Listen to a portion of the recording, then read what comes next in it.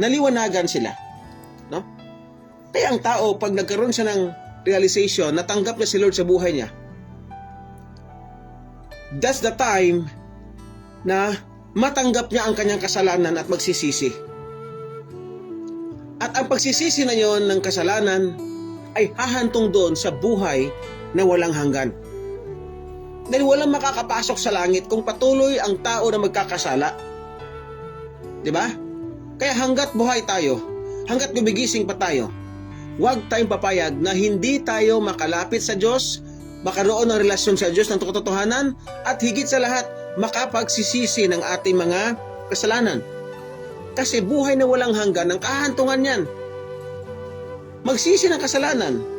Sabi niya, ako ang liwanag sa mundo. Kung intindihin natin specifically, si Lord ang liwanag. Kasi siyempre, siya naman gumawa ng mundo eh. Siya ang lahat niyan. There will be light. O siya pa rin gumawa niyan. Siya ang liwanag. Siya ang source.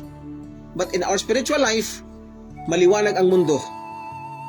Pero may time talaga para ang dilim-dilim ng tinatahak mo. No?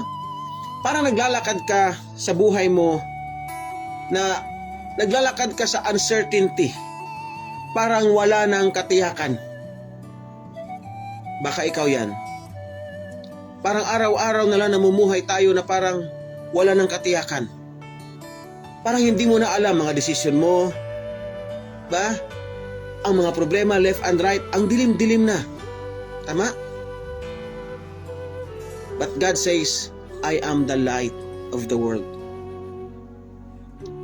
Lapit tayo sa Diyos upang makasilong tayo sa kanyang liwanag. At ang liwanag na yon ay siya magbibigay muli sa atin ng pag-asa